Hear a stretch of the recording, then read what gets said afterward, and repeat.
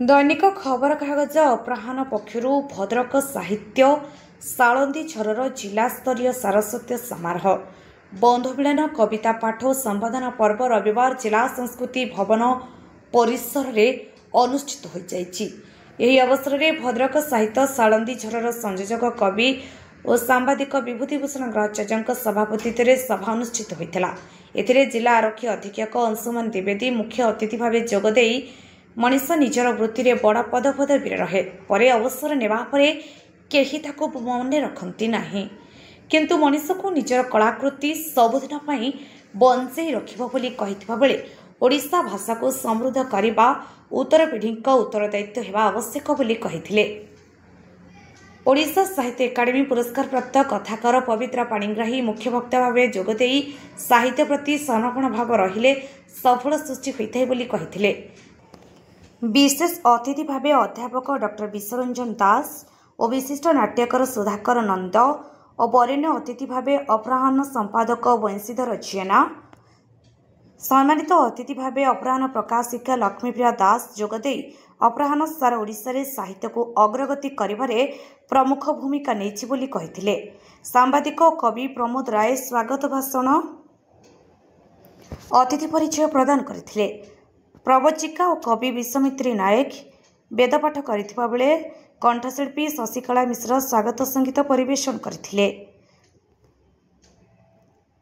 शेषरे कवि गौरांग बारिक धन्यवाद अर्पण करथिले। एही सभारे कवि निर्मल बेहुरिया, प्रमोद राय, पतितपावन पाणी, मौसमी गोच्छायत, सुभाष महांती, रूबिलता दास, शशिकला मिश्र, अरविंद परिड़ा, सरोज ओझा, लोपामुद्रा लेंका, विश्वनाथ किंकर राउत, दमयंती राउत, भगवान राउल प्रमुख को संबोधित करा बेले कविता पाठ करिथिबा कवि मानकु प्रमाणपत्र प्रदान करा जायथिला। प्रथम अधिवेशन कविता पाठ उत्सव कवि विश्वनाथ किंकर राउतंक सभापतित्व अनुष्ठित होइथिला। एथिरे मुख्य अतिथि भावे अवसर प्राप्त प्राध्यापिका कवि सुचित्रा पाणिग्राही, मुख्य वक्ता भावे सुलेखिका गीताराणी आइच, वरेण्य अतिथि भावे कवि और सांबादिक संजीत बल, सम्मानित अतिथि भावे शिवानी पत्रिकार संपादक कवि पूर्णचंद्र बहली प्रमुख जोगदे प्राणछुआ कविता कालजयी होइथाय बोली कहिथिले। सभारे कंठशिल्पी शशिकला मिश्र बंदे उत्कल जननी गान करथिले। गाल्पिक कैलाश बेहेरा अतिथि परिचय प्रदान करथिबा बेले कवि सुधारंजन महांती धन्यवाद अर्पण करथिले। कवि कृपासिंधु महांती और कवि योग्यश्री सांबालଙ୍କ संयोजन अनुष्ठित कविता पाठ उत्सव में कवि अवनी प्रधान, वैकुंठनाथ ओझा, रमेश दास, विचित्र जेना, वैश्वामित्री नायक, रूबिलता दास, जगन्नाथ नायक, निरंजन बारिक, लोपामुद्रा लेंका, सरोज ओझा, पुरुषोत्तम धड़, मौसमी गोच्छायत, महेश्वर साहू समेत बहु कवि कविता पाठ करथिले। अपराह्न पक्षर नीलांबर सेठी, वर्षाराणी दास, मधुस्मिता महालिक और जामिनी महालिक प्रमुख समारोह परिचालन में सहयोग करथिले। एही समारोह रे बहु कवि और साहित्यिक जोग देथिले। वंशीधर जेना संपादक अपराह्न दैनिक खबर कागज, राज्य सभापति क्षुद्र मध्यम संवादपत्र संगठन ओडिशा।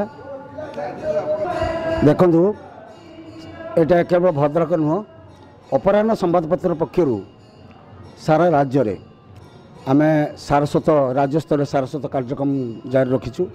30 जिला को 30 दिन को 30 जिला प्रत्येक दिन गोटे जिला को आम नहींचु जोटा साहित्य लोकों भितर साहित्य मनस्क सृष्टि करने एवं जिले में जो जिला जो जिला पड़ुची से जिलार समस्ते से जिलार लोक लेखक लेखिका ही लिखुंट एवं प्रत्येक दिन यहाँ गोटे रीतिमत चली प्रत्येक 30टा जिले आम संगठन ये साहित्य संगठन चली।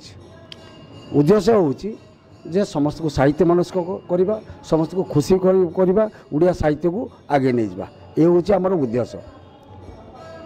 साहित्य आपंकर सारस्वत कार्यक्रम लेखालेखी व्यतीत बंधु मिलन एवं संवर्धना पर्व जो मैंने कृषित भाव में भल लेखालेखी कर संवर्धना दूचु एवं आम बंधु मिलन प्रति जिलार हो।